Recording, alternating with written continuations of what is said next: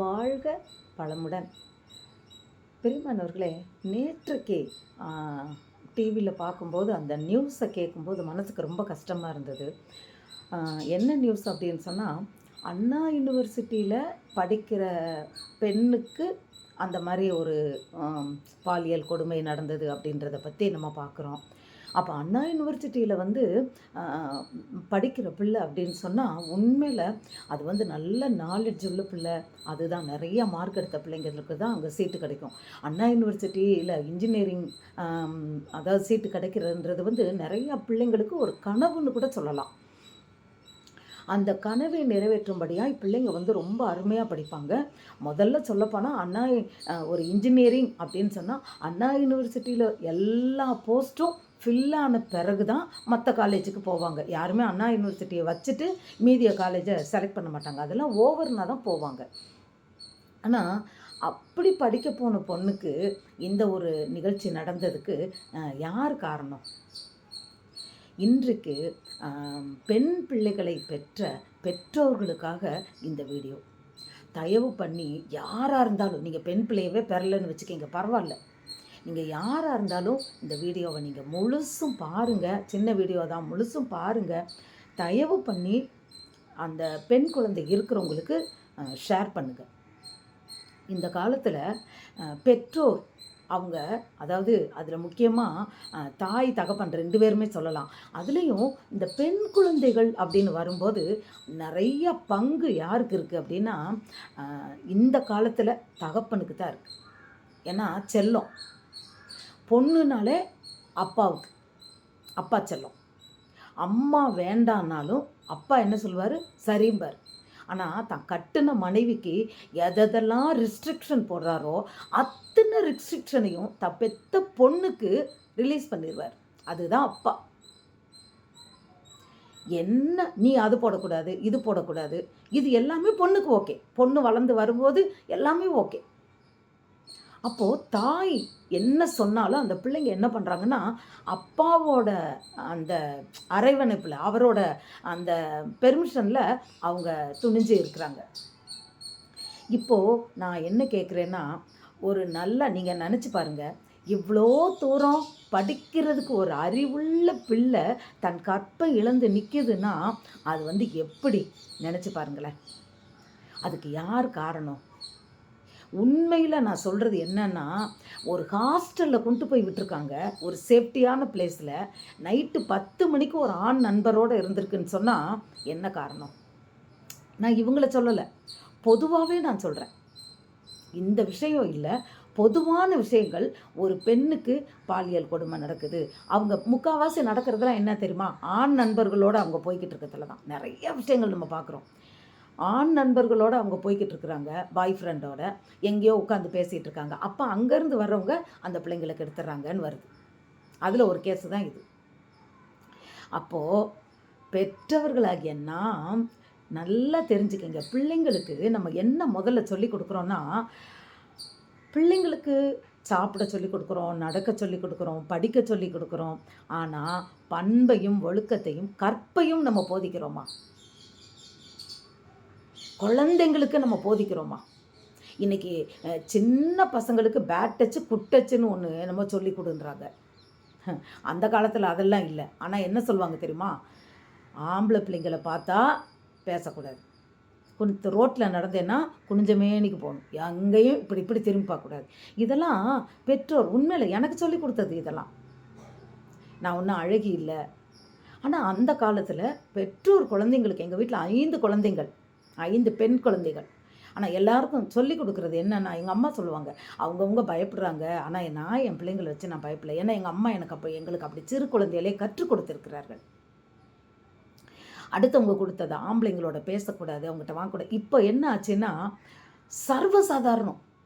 எல்கேஜிலேருந்து boy friend. அதனால் அது விகாரமாக தோணலை. அது நல்லதுன்னு ஒரு பக்கம் இருந்தாலும் இப்படி கெட்டதாகவும் மாறுது.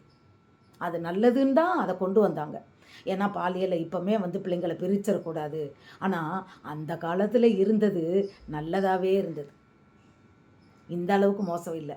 ஆனால் இப்போ காலத்தில் அது தப்பு இல்லை, அவங்க சரளமாக காலேஜுக்கு படிச்சுட்டு போகிறதுல வீட்டுக்கு பாய் ஃப்ரெண்டை கூட்டிகிட்டு வராங்க, அவங்களோட வெளியே போகிறாங்க, பேசுகிறாங்க வித் பெர்மிஷன். யார்? பேரண்ட்ஸோட பெர்மிஷன். பேரண்ட்ஸோட பெர்மிஷனே இல்லாமல் போகிறது தான் இந்த மாதிரி விஷயங்கள். பேரண்ட்ஸ் யாரும் நீ 10 மணிக்கு ஒரு பையனோட உட்காந்து பேசுன்னு சொல்லியிருக்க மாட்டாங்க. அது வித்தவுட் பெர்மிஷன். அப்போது நாம் சிறு குழந்தைகளை, பெண் குழந்தைகளை முக்கியமாக, ஏன்னா ஆம்பளை சொல்லுவாங்க அவன் எங்கே ஊர் சுற்றிட்டு வந்தாலும் அவனுக்கு அதை பற்றி பிரச்சனை இல்லை, அது ஏன்னா இயற்கை அப்படி. ஆனால் பெண் அப்படி இல்லை. சொல்லுவாங்கள்ல, முள்ளு மேலே சேலை விழுந்தாலும் சேலை மேலே முள் விழுந்தாலும் அது சேலைக்கு தான் கேடும்பாங்க. அது உண்மை. அதுபோல் இந்த பெண் பிள்ளைகளை பெற்றவர்கள் சிறு குழந்தை முதற்கொண்டே கற்புனா என்ன, ஒரு பெண்ணுக்கு கற்பு எவ்வளவு முக்கியமானது, அப்போ அதுக்கு நாம் எப்படி நடந்து கொள்ள வேண்டும், இதை நீங்கள் நினைக்கும் போது எனக்கு இதை போய் சொல்லலாமா? ஏன் குட் டச்சுனா என்ன, பேட் டச்சுனா என்னன்னு சொல்லி கொடுக்கும்போது, அதை கற்றுக் கொடுக்கும்போது இதை கற்றுக் கொடுக்குற தப்பு இல்லையே? சொல்லுங்கள். கற்பு மிகவும் அவசியம் பெண்ணுக்கு. அதே நம்ம தமிழ்நாட்டில் பிறந்திருக்கோம். தமிழ் அப்படின்னாலே என்னது சொல்லுவாங்க, கவரிமான் கூட தான் ஒரு முடி இழந்தால் உயிர் போயிருமா. அந்த சின்ன வயசில் நான் படித்த அந்த கற்பை பற்றி நான் படித்த ஒரு செய்தி, அது என் மனசில் ஆழமாக பதிஞ்சது. கவரிமான் தன் ஒரு முடி கீழே விழுந்துருச்சுன்னா அது தான் உயிரையே போக்கிக்கிடுமா. அப்போது பெண்கள், அந்த காலத்து பெண்கள் கற்பிழந்தா பெரியமானவர்களே, கற்பானது அவ்வளவு போற்றி மதிக்கத்தக்க வேண்டிய ஒன்று. அதை நாம் பொக்கிஷமாக பெண் குழந்தைகளுக்கு நாம் அதை பத்திரப்படுத்தி கொள்ளும்படியாக நாம் கற்றுக் கொடுக்க வேண்டும். ஒரு முறை நான் காலேஜில் இல்லை படித்து முடிச்சுட்டு நான் ஒரு இடத்துல கம்பெனியில் சும்மா டீச்சர் வேலைக்கு வர்றதுக்கு முன்னாடி வேலை செய்யும்போது, அன்றைக்கி எனக்கு பர்த்டே அப்படின்னு சொல்லிட்டு சும்மா என்னோடய பிறந்தநாள்னு என் ஃப்ரெண்டு ஒருத்தி சொன்னான். உடனே ஒரே ஒருத்தர் மட்டும் என்ன பண்ணாங்க, ஒரு சின்ன பேனா எனக்கு ப்ரெசென்ட் பண்ணாங்க. நானும் அதை வாங்கிட்டு வந்துட்டேன். ஆனால் வீட்டுக்கு வந்த உடனே அம்மா என்ன சொன்னாங்க தெரியுமா? அந்த பேனாவை கொண்டே நீ கொடுத்துட்டு வந்துடணும். நான் கொஞ்சம் சங்கோச்சப்பட்டுட்டு சொன்னேன், இல்லையம்மா என் கையில் பர்த்டேன்னு சொல்லி கொடுத்து, பரவாயில்ல நீ திருப்பி கொண்டே கொடு, உனக்கு இதனோட பின்விளைவு தெரியாது, நான் சொல்கிறத செய்யினாங்க. மறுநாளே நான் போனேன், கரெக்டாக கொடுத்தேன். அம்மா வாங்கக்கூடாதுன்னு சொன்னாங்க, தேங்க்யூ ஃபார் யுவர் உங்களோட கிஃப்ட்டுக்கு நன்றின்னு சொல்லிட்டு கையில் கொடுத்துட்டேன். ஏன்னா பின் விளைவுகளை தவிர்க்கும்படியாய் பெற்றோர் சொல்லுகின்ற ஒவ்வொரு அறிவுரையும் பிள்ளைங்களுக்கு தலையில் கிரீடம் மாதிரி, கற்புக்கு ஒரு போர்வை மாதிரி. உண்மையில் திருமணம் முடிக்கலை, போய்கிட்டு இருக்கேன் இதுக்கு ஸ்கூலு, இது ஒரு ஆஃபீஸுக்கு. அப்போ எனக்கு கற்றுக் கொடுத்த பாடம், திருமணமான பிறகு கூட நான் பாய்ஸு ஸ்கூலில் வேலை செய்யும்போது கூட பாய்ஸு ஜென்ஸு டீச்சர் இருப்பாங்க, லேடிஸ் டீச்சர் இருப்பாங்க.